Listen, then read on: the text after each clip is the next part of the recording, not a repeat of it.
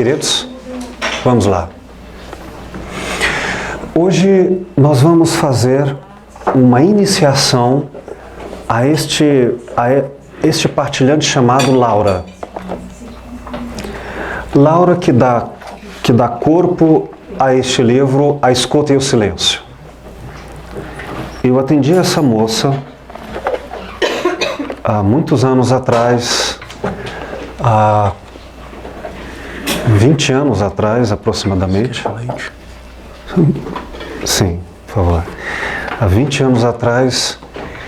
E vamos percorrer o estudo da estrutura de pensamento entre vários aspectos com os elementos da historicidade deste caso real, cujo nome, cujos elementos foram alterados por mim e autorizados por ela para divulgação, a fim de mostrarmos o método. Bom, muito bem. Eu atendi Laura quando veio a sua mãe, na primeira consulta, me falando da sua filha, que estava muito deprimida e estava lhe preocupando bastante.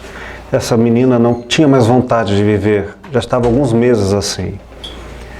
Conversei com a mãe e depois a mãe trouxe, na sessão seguinte, a filha. A partir daí, a filha passou a vir sozinha.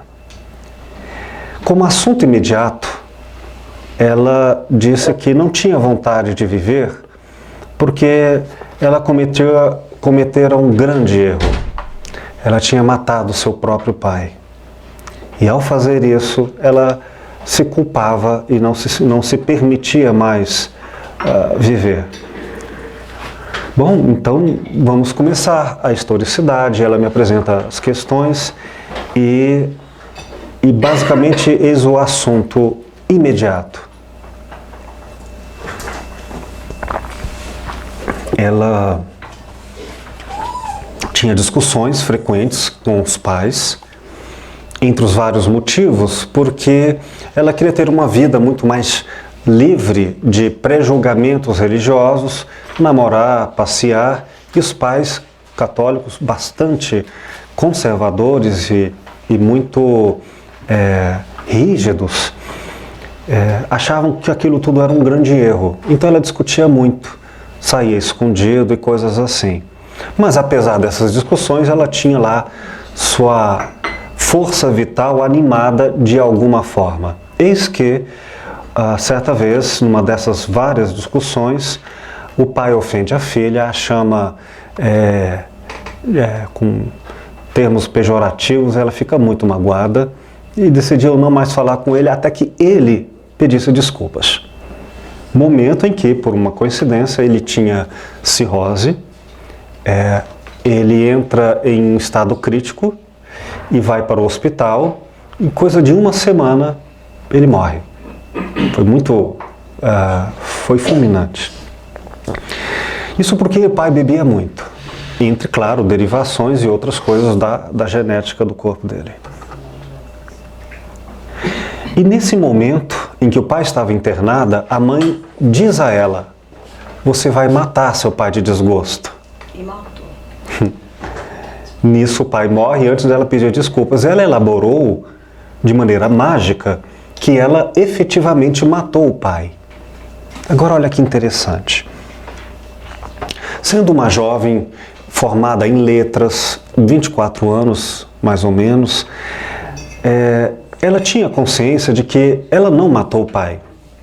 Ou seja, que a causação da morte do pai se devia a fatores biológicos e não a fatores psicológicos vindos com independência dessa discussão. Mesmo assim, ela se sentia culpada. Isso é uma prova de que o que é óbvio para um não é óbvio para outro. E de que o mesmo conteúdo verificado por um e por outro, e pelo filósofo clínico e pelo partilhante, tem diferentes vieses de forma de interpretação. E não adianta, neste caso, eu usar, por exemplo, o raciocínio para explicá-la que o pai morreu por causa de elementos biológicos e comportamentais da vida dele. Porque ela sabe disso. Então eu não acrescentaria a ela, pelo raciocínio, nenhuma forma que ela própria já não tivesse. Todavia, eis o que eu percebi, que o raciocínio não era determinante no seu ato de consciência existencial, que significa que ela sabe, mas não existe fenomenologicamente pelo raciocínio.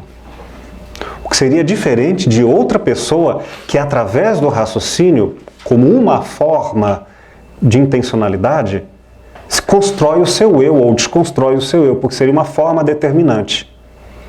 Nesse sentido, nós não podemos querer orientar o outro da nossa forma e com os nossos conteúdos, porque mesmo cheio de boa vontade, não resolveria. E vocês sabem disso quando, por exemplo, encontram uma pessoa, isso é muito comum em estado de depressão, em que elas entendem ou que tem que parar de fumar, ou que tem que fazer isso e aquilo, mas o raciocínio não manda. Mas todos nós fomos muito bem educados ao raciocínio e muito mal educados à existência complexa. De tal maneira que é muito equivocadamente comum achar que pela argumentação nós faremos clínica. Costuma não ser assim. Então a primeira parte da clínica é uma pesquisa de como a outra pessoa tem como determinação o seu modo de existir, para que só possamos ir ao outro do modo dele. Essa tarefa é singular, mais do que subjetiva. Digamos que psicologias em geral, psicanálises em geral, que várias terapias de uma forma geral e ciências humanas fazem isso em busca da subjetividade. Claro, dos elementos interpretativos de cada um. Mas o que procura a filosofia clínica é fazer isso no nível da singularidade. Por isso não faz, nem se utiliza de tipos psicológicos, que poderiam ser, agora no meu entender, elementos de aproximação, mas que não me dão o singular, o único. Neste ponto, a filosofia clínica é um pensar no íntimo de cada singularidade e ajudar cada um a pensar por si. Mesmo que hajam tipologias médicas e ou psicológicas para apoiarem ou desapoiarem isso, são instrumentos de acréscimo, mas nunca de substituição ao olhar de cada pessoa. Então, nós vamos agora, pelo caso Laura, vocês lerão com profundidade esses assuntos e os conteúdos que ela narrou. Nós ficaremos apenas de forma ampla no entendimento do método em nossas aulas, tá bom? Quando Laura chegou, eu identifiquei onde, no mapeamento da sua historicidade, haviam as qualidades de interseção. E aqui eu estou nas páginas 56 e 57. Dou, por exemplo, o fato de que, como interseção positiva, ela tinha muito claramente observado um vínculo de amor subjetivamente agradável entre ela e seus cachorros. A página? 56 e 57. Um vínculo subjetivo de bem-estar entre ela e os cachorros. Como é que eu sei que era positivo dos cachorros para ela? Os rabos abanam, os olhinhos brilham dos cachorros e ele ainda mostra os dentinhos assim. Enfim, a relação entre eles era muito confortável. E também com a avó paterna, de maneira em que, quando eu precisasse que ela se alimentasse de relações positivas, de interseções positivas, eu sabia onde localizar esse tipo e administrar esse tipo de interseção. Como relação negativa, claramente, os pais. Como o pai falecera, a mãe ficou para ela esse vínculo de permanente lembrança da culpa. Então, olha, toda vez que ela via a mãe, ela se recordava, não diretamente das palavras da frase, mas do sentido da frase. Você matou seu pai. Você vai matar seu pai. Então ela tinha pela mãe uma relação muito desconfortável.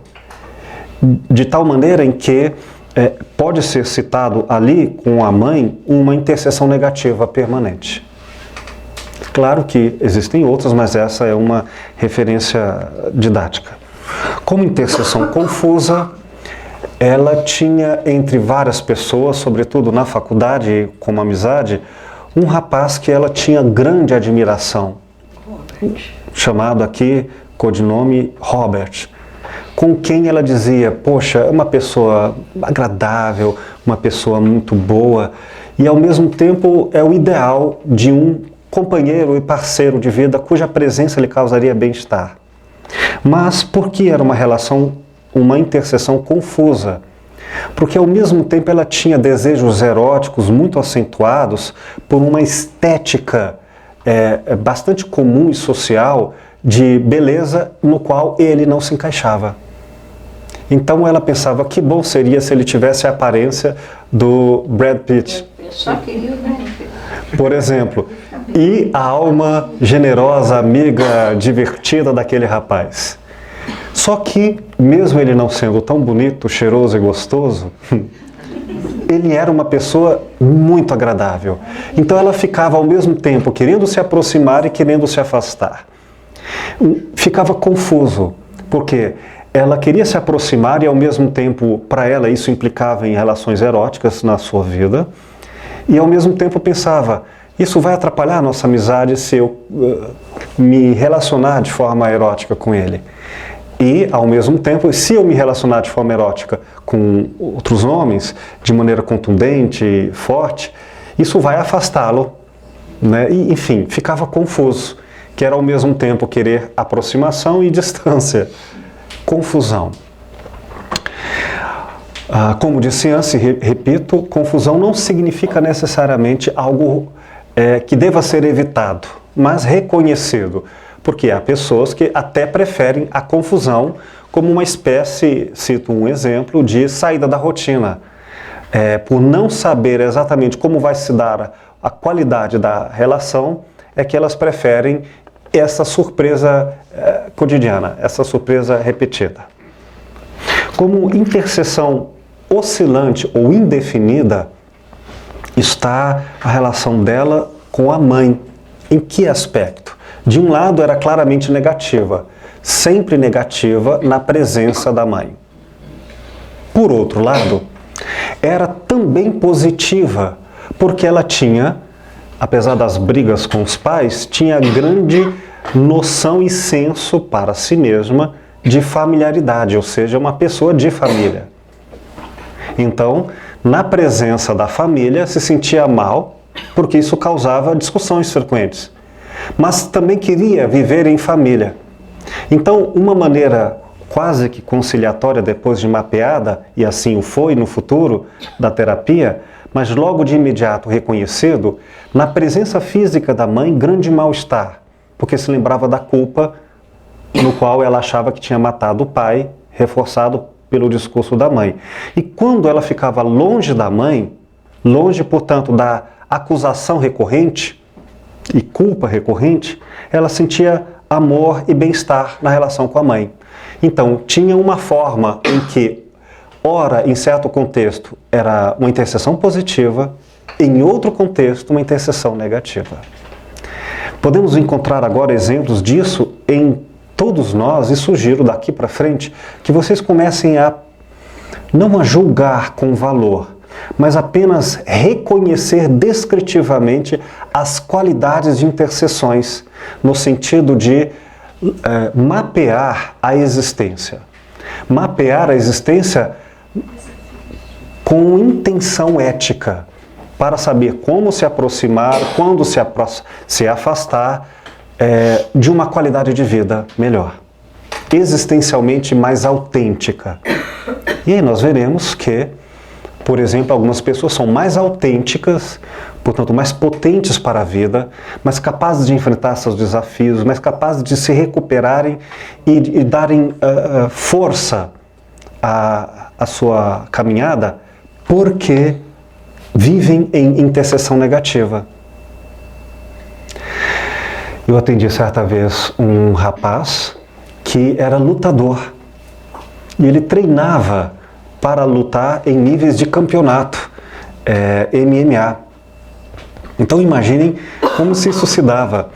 E para mim era muito estranho, é estranho ao meu modo de ser, a briga, especialmente a briga física. Mas ele adorava a briga. Adorava ao ponto assim de sangrar o outro com agressões. E quando eu digo sangrar, não entendam nenhum eufemismo. Era uma agressão violenta. E depois bebia cerveja com essa outra pessoa, o dito inimigo. Não porque virava propriamente amigo, porque a relação de amizade era via conflito. E sim, há pessoas que também, portanto, vivem no mal-estar como qualidade de potência existencial. E assim vai. Se eu falasse de uma outra leitura, eu falaria que essa interseção tem gênese no inconsciente. Na filosofia clínica, a gênese da interseção seria a experiência? Uma ótima pergunta. Prestem todos atenção nisso, é de grande valor. A gênese, a causação, a fonte filosófica que daria eis o substrato da realidade, não é pertinente em filosofia clínica. Por quê? Porque nós nunca teremos uma confirmação última ou metafísica para testar uma verdade e desqualificar outras. E nós teremos, fenomenologicamente, ou seja, da aparência até a essência, força vital em elementos opostos. Ou seja, se falarmos em tipos psicológicos ou causações psicológicas diferentes, no fundo uma base filosófica para dizer eis a essência da realidade, nós encontraremos verdades em teorias diferentes, autênticas. É tão verdadeiro, por exemplo, você confirmar na clínica a leitura de, por exemplo, de Alexander Lauer, discípulo e aluno de Richard,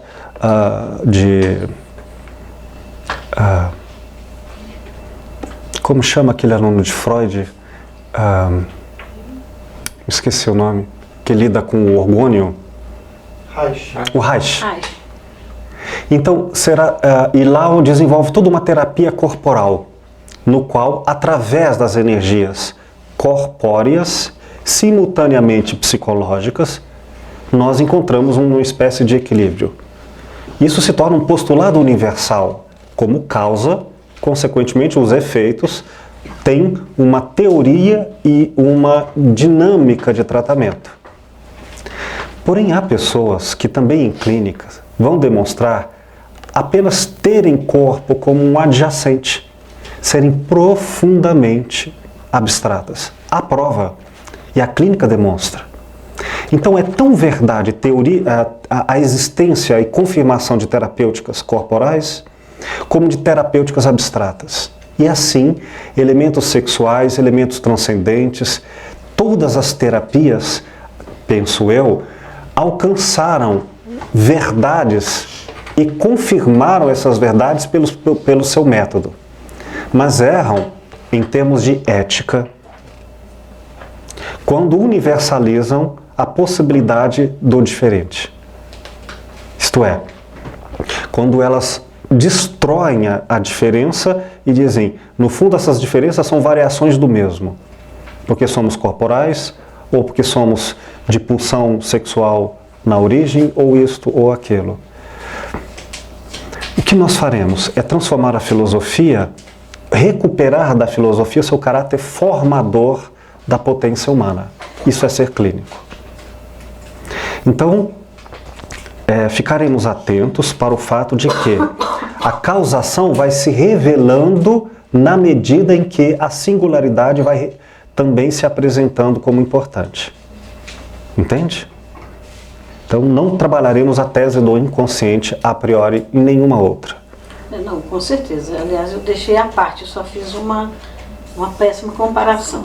Mas eu queria entender, a gênese da interseção é a experiência? Não. Ela nasce da experiência? Não, também porque não. Ela matou o pai, quer dizer, na fantasia ela matou o pai. Uhum. Né? Porque ouviu e porque sentiu, Sim. você vai matar seu pai. Isso não é um nascimento? É uma constatação, mas poderia ser anterior a isto. Sim. Nós não sabemos e não teremos como saber.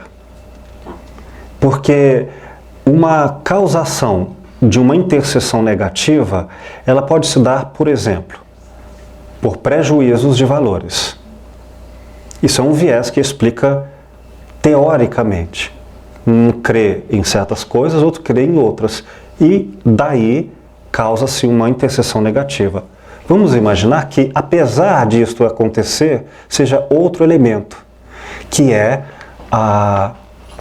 por exemplo, a expressividade.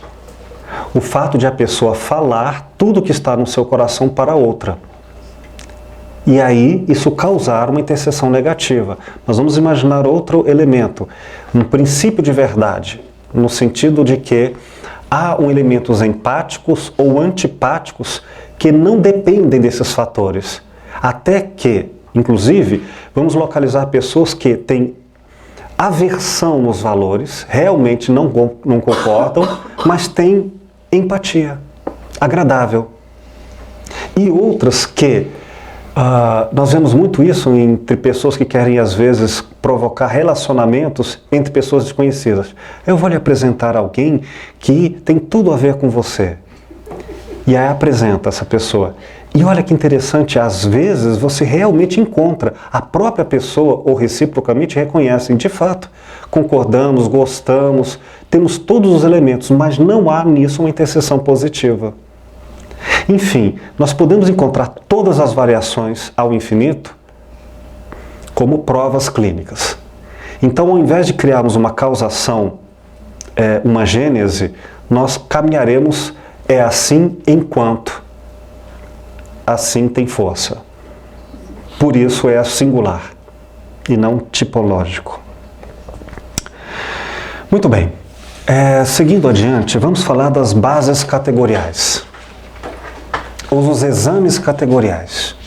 O que são estas chamadas bases categoriais? São uma revelação do mundo em torno a essa pessoa. Quando eu me refiro ao mundo em torno, é o mundo em que ela anima. Por exemplo, um voluntário nesta mesa, por favor. Um voluntário, não vai doer. Alguém? Você. Me diga algo que lhe chama a atenção sobre a mesa. Os copos vermelhos. Pausa. Outro voluntário. As florzinhas. Né? As florzinhas. Ok. Por quê? O que quer dizer isto? Estou enraizando. Os copos vermelhos. A cor chama atenção. O destaque, sei lá.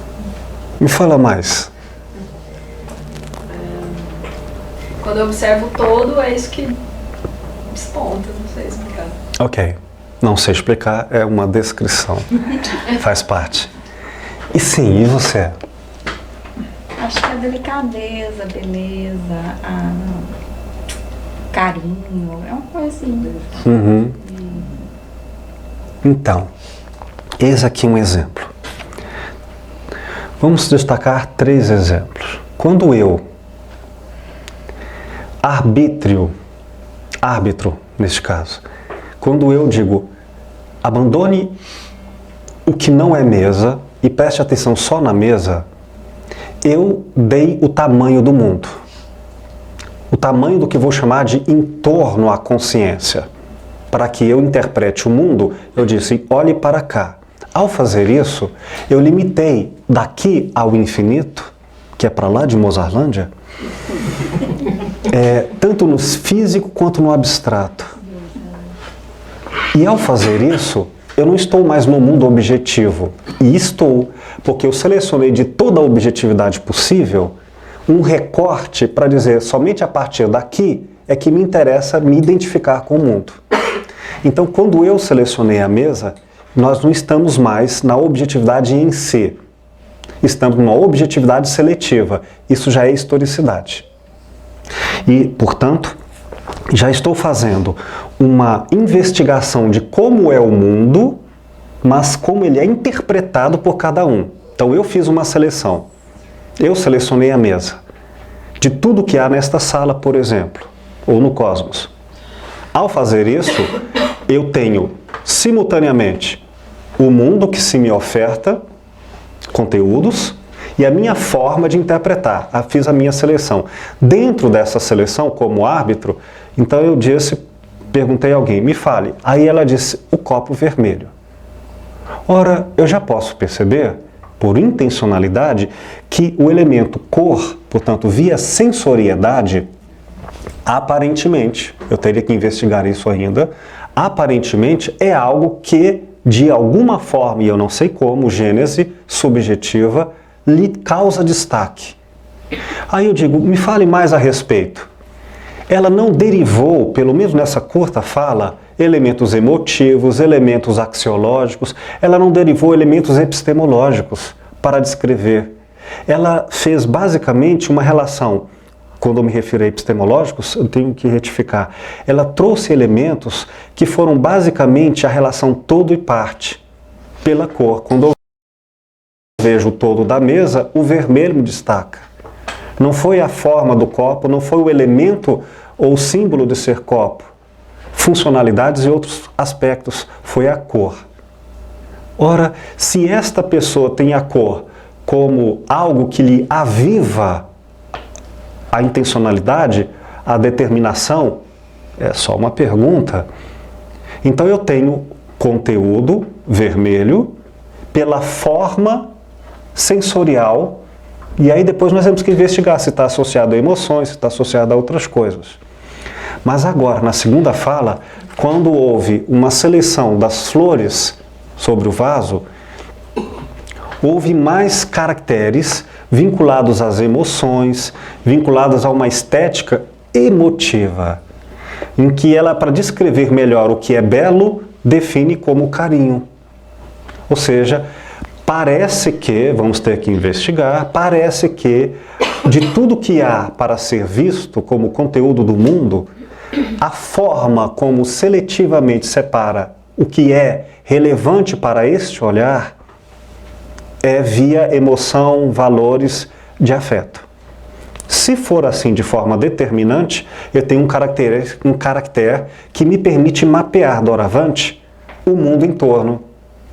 Então, quando uma das duas forem em lugares diferentes, não quer dizer que aquele lugar fisicamente será considerado um lugar igual para todos.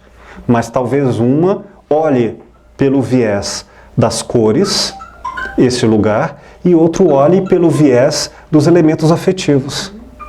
Entendem? Então, bases categoriais são como a objetividade do mundo em torno é seletivamente recortada pela subjetividade interpretativa. Como a objetividade do mundo em torno é seletivamente recortada, escolhida pela subjetividade de cada um. Isso é parte toda, né, professor? Há todos os elementos constitutivos aqui do olhar fenomenológico. Parte todo, identidade, variedade, presença e ausência. Multiplicidade. Estão todos aí. Vamos falar então de 5 categorias de localização da pessoa no mundo em torno. Assunto. Assunto é o foco da narrativa, o foco do discurso, o foco do olhar. Foco. Em geral, na clínica, a pessoa traz uma demanda quase que, na maioria das vezes, de maneira funcional, dizendo assim, algo não está funcionando bem, me ajuda a consertar isto. No caso dela, a partir da mãe, e a partir dela ela diz, eu estou deprimido, deprimida, e queria ser diferente, queria estar sorrindo, queria ser feliz de novo. Vamos dizer assim, como assunto. Assunto imediato, aquela que é feito sem a profundidade da gênese subjetiva e histórica para cada um. É como parece ser, nem sempre coincide com o que de fato é o foco profundo do olhar dela. Imagine uma pessoa que está procurando um emprego, tem um assunto, um foco. De tudo que há na rua, nos jornais, ela pesquisa onde está o emprego. Mas como assunto último, ela precisa de salário para sustentar a família. O último não é exclusivo nem é final. O último é aquele que tem mais força determinante do seu foco. Significa que pode mudar. Mas enquanto aquilo for vivo, nos interessa e precisamos cuidar disso como sendo o que é vivo para ser cuidado na outra pessoa. Pois eu não posso cuidar do que não é vivo, apesar de verdadeiro. Eu não teria ética. Teria só boa vontade sem sabedoria. Qual era o assunto dela? O assunto imediato, ela disse, são sintomas da clínica, não as causações subjetivas. Eu não durmo direito, eu tenho insônia, não tenho muita razão para viver e estou aqui só porque minha mãe trouxe. Básico. O assunto último, que eu só posso dizer agora porque eu percorri com profundidades de pesquisa os elementos motores que estavam ali em torno. E no assunto último, nós vamos identificar nela esta culpa com elementos de prejuízos, de pré-julgamentos e de valores profundamente conjugados na sensação e na crença de haver matado o pai, sendo ela católica, com o homicídio um pecado capital. Então, para quem pensa metafisicamente assim, de tudo que há para se errar no mundo, ela errou com o mais grave de todos os tipos de erro. Podem imaginar que sofrimento é esse? Então, quando ela diz, eu não sei, essa calça não ficou bem em mim, isso é o assunto imediato. Nada vai ficar bem, porque ela é uma alma perdida. Assunto último, como ela elaborou. Então, eu já tenho a forma dos elementos determinantes como ela enxerga tudo no assunto. Como disse a vocês, no caso dela, o pai é acometido de cirrose alcoólica e a mãe diz que ela vai matar o pai de desgosto se ela não vai pedir-lhe desculpas. Daí a questão que precisará ser tratada na clínica. Circunstância. Quando eu falo em circunstância, todos os elementos que dão enredo a uma história, a um sentido histórico. Não vai ao infinito, não envolve toda a existência, mas envolve elementos suficientes para darem contexto de vida, que é mais ou menos assim. Você está assistindo um filme, já está na metade do filme, chega alguém que não assistiu o filme, do seu lado e diz, o que está acontecendo? Aí você vai ter que encontrar naquilo que para você considera vivo, na sua interpretação de entendimento do filme, vai trazer aqueles elementos básicos, mínimos, suficientes para que a outra pessoa, a partir dessa base, entenda aquele fato que, no momento, pela primeira vez, está sendo mostrado. Entenderam? Agora, olha que interessante. Quando duas pessoas forem contar as circunstâncias para fazer sentido um filme para uma segunda, cada um vai selecionar circunstâncias diferentes. Porque, embora todas elas sejam verdadeiras, no vínculo entre subjetividade e objetividade, elas serão interpretadas de maneira própria. Então, uma pessoa pode escolher, por exemplo, o viés cromático, o viés das cores, e dizendo, olha, estava um dia muito claro. Vocês vão ver que na narrativa dela vai estar cheio de elementos nos quais as cores e a luminosidade é presente. Depois ficou tudo escuro e agora está aqui, ó. Ela está nesse ambiente que parece que está claro e depois vai ficar escuro. É assim que ela vai descrever a circunstância. Imaginemos outra pessoa que vai também dar a circunstância da história, mas vai selecionar sobre elementos psicológicos totalmente desvinculados dos vieses sensoriais. Olha, o filme começou com uma pessoa que tinha muito medo, depois ela teve uma alegria que aconteceu através daquilo, depois ela ficou hesitante e agora está tudo bem. Ah, então agora eu entendi. Então, o que é circunstância? É dar vivacidade de enredo, ou seja, de costura de significações viva, de tecido, de sentido histórico de realidade em torno do assunto em questão.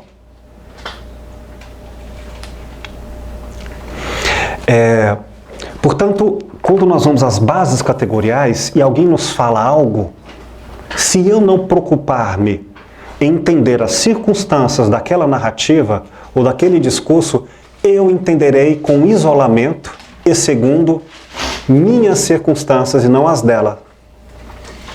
Isso está claro? Estas circunstâncias, como todos os 5 elementos dos exames categoriais, estão simultâneos. Nós vamos ver assunto, circunstância, lugar, tempo, relação. A circunstância no qual a Laura está, nós vamos ver várias delas em cada contexto. E aí sim eu vou apresentar a vocês quando chegar esses momentos das narrativas. Porque elas são bem em torno.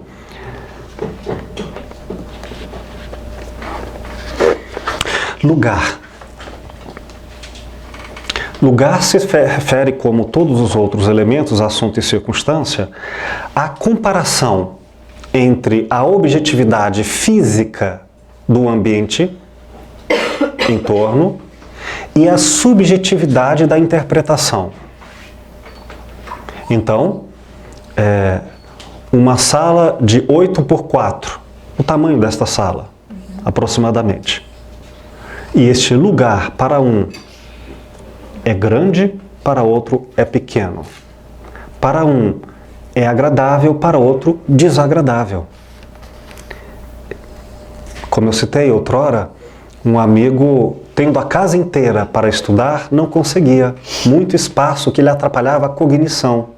Ele ia para um cubículo a fim de ter concentração. Então nós vimos que o lugar alterava o seu espaço de entendimento. Algumas outras pessoas não alteram. A pergunta que faremos é: de que forma o ambiente físico, e o que é ambiente físico é por ela selecionado. Talvez o aspecto do chão, para outros o ambiente físico tem a ver com luminosidade. Talvez para outros tenha a ver com espacialidade física. Enfim, como o ambiente físico em torno é subjetivamente interpretado. E aí nós vamos mapear nisso o que é determinante, importante e insignificante. Falando da Laura, aqui há um destaque didático, porque há vários lugares assim mapeados.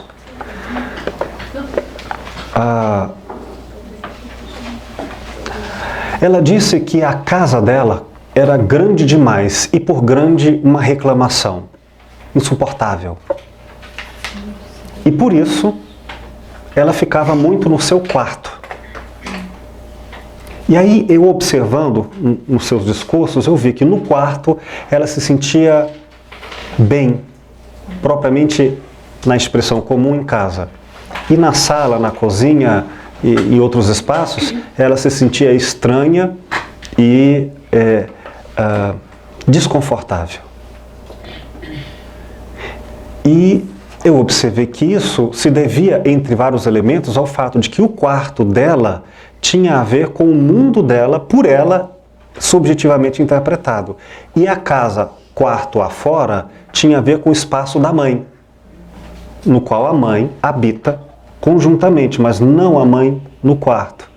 Então, no quarto, ela tinha um espaço no qual a influência do pensamento repetitivo da culpa desaparecia ou amenizava-se. E fora desse espaço, ela se sentia com mal-estar.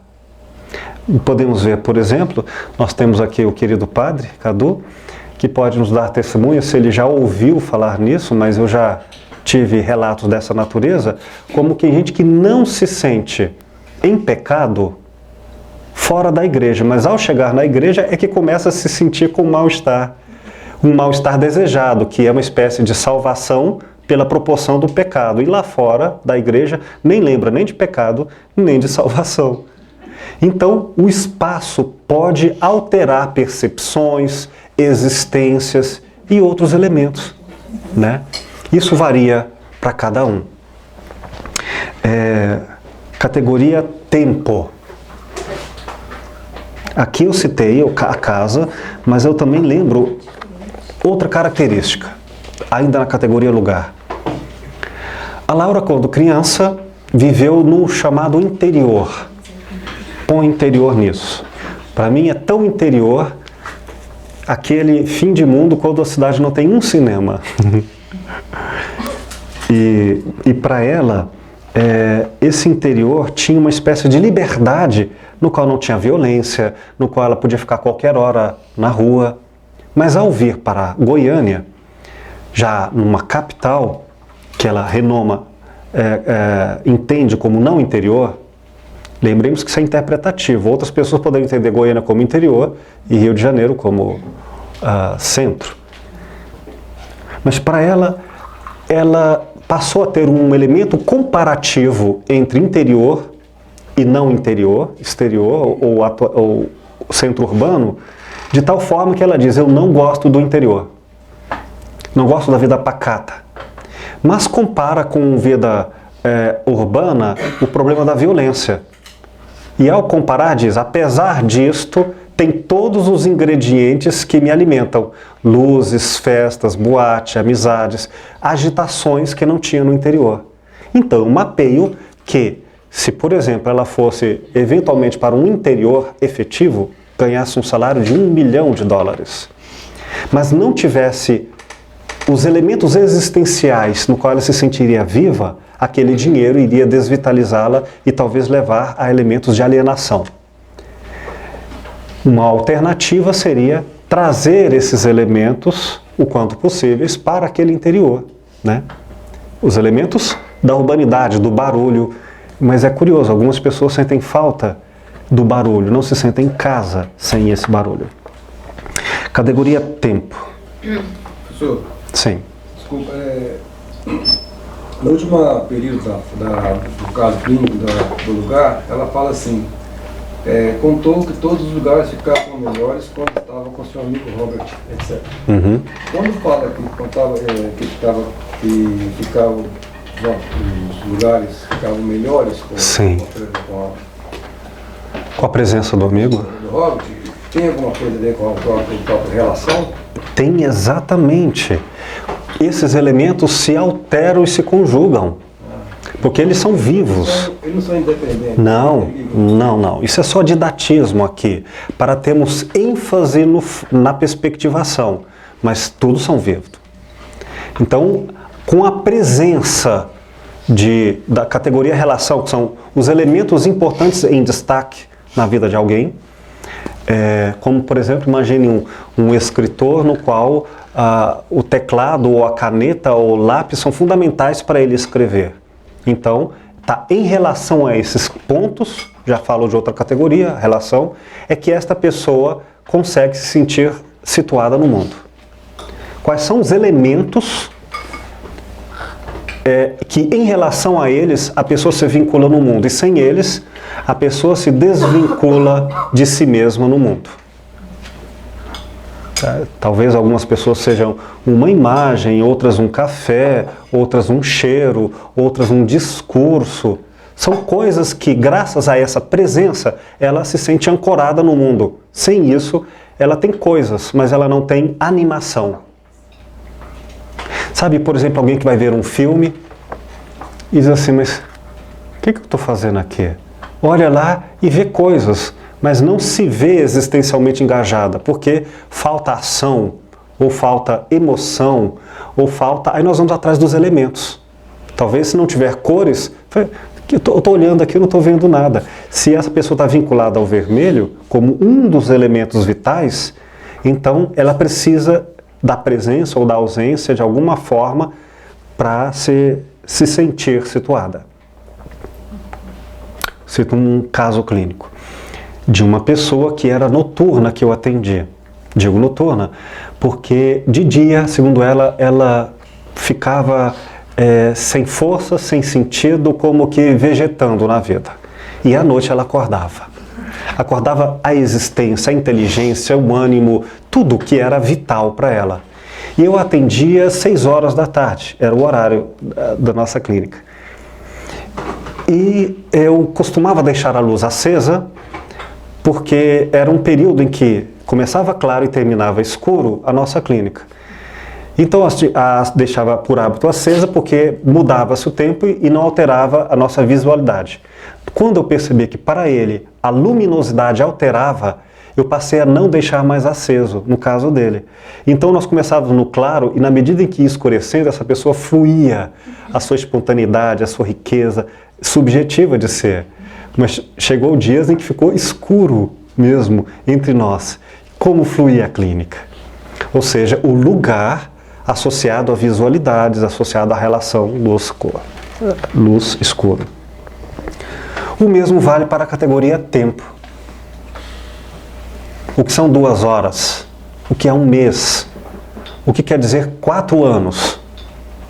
O sujeito fala assim, minha namorada está namorando com outra pessoa e eu não estou feliz com isso, mas daqui 4 anos a gente vai se reencontrar assim que eu terminar o doutorado. 4 anos para algumas pessoas pode significar uma eternidade, para outros são só 4 anos. Como se mede subjetivamente o tempo cronológico é uma pesquisa que faremos na historicidade. No caso da Laura, é interessante porque ela se referia com os verbos no tempo presente, dando uma sensação subjetiva clínica de atualidade vivente. Ela estava se alimentando no estado presente quando ela falava do Robert. E outra coisa, ela falava sempre do passado. Eu fui, eu era, como se estivesse se desvitalizando. Ou seja, passado para ela está sem vida. Vamos lembrar que isso não tem uma causação universal. Outras pessoas é no passado que elas vivem. Outras no futuro. Existencialmente tem fluxo de vida. Então ela falando no meio de coisas desvitalizadas do passado, ela usa de repente a expressão, ela perde no presente. Claro que eu estou entendendo que uma pessoa que entende bem de conjugações verbais, formada em letras. No caso dela não é mera distração, é sim uma revelação de elementos da sua autenticidade. Eu digo, depois de confirmado isso. Ela disse, ela perde horas no salão de beleza. E ela estava falando de coisas do passado, porque ela não ia mais ao salão de beleza há muito tempo, há anos. Como é que ela perde horas e não ela perdia horas? Será que ela se confundiu? Bom, se ela confundiu, ela tem que se mostrar confusa em várias outras narrativas, mas não. Todas ficaram com o verbo no passado, esta ficou no presente. O que me fez entender, e depois nos enraizamentos eu confirmei, quando ela vai cuidar de si mesma sensorialmente, repito, ela tinha um erotismo forte, ela acordava a vitalidade existencial de ser. Então, arrumar o cabelo, pintar as unhas e tudo mais, não era um ato instrumental, era um ato existencial no qual ela disse, eu estou pulsando eu estou nadando na força corrente do rio que me vitaliza. no mundo dela. Entende? Interessante isso, né? Outra coisa, com relação não ao presente, mas ao futuro, no qual ela encontrava um fluxo existencial potente. Ela tinha um sonho de viajar pelo mundo. Queria ir para a Europa. E quando ela falava nisso, a depressão dela acabava ou entrava em pausa. Então, eu sabia que toda vez que ela estava em depressão, eu fiz esse teste, não um teste desvitalizado, desinteressado, meramente curioso. Eu verifiquei e depois utilizei como submodo o fato de que, em momentos de depressão, quando eu a levava para vivenciar o futuro, imagina quando você for para a Alemanha. Era outro país, eu troquei aqui. Se você for para a Alemanha, você via já ela se sentir de novo revitalizando com todos os elementos intencionais no qual ela tinha antes da depressão. Então eu tenho ambientes. E da mesma forma, quando ela ia para a casa da avó, agora falando de relação, indo para a casa da avó, ou quando ficava dentro do quarto, em relação à avó e em relação ao quarto, ela recuperava sua autenticidade. Está claro esses elementos? Que bom. Fizemos os dados divisórios até eu colher todos os elementos suficientes para chegar a montar a estrutura de pensamento. E aí, chegando ao momento da estrutura de pensamento, que nós vamos começar agora, eu fui capaz de oferecer o conteúdo e o método de ajudá-la a se tornar autêntica de novo. Vamos a eles? Vamos conhecer todos esses tópicos, todos esses vieses de interpretação como forma e seus equivalentes de conteúdos como possibilidades para todos nós? Isso nós faremos daqui a pouco, depois do intervalo.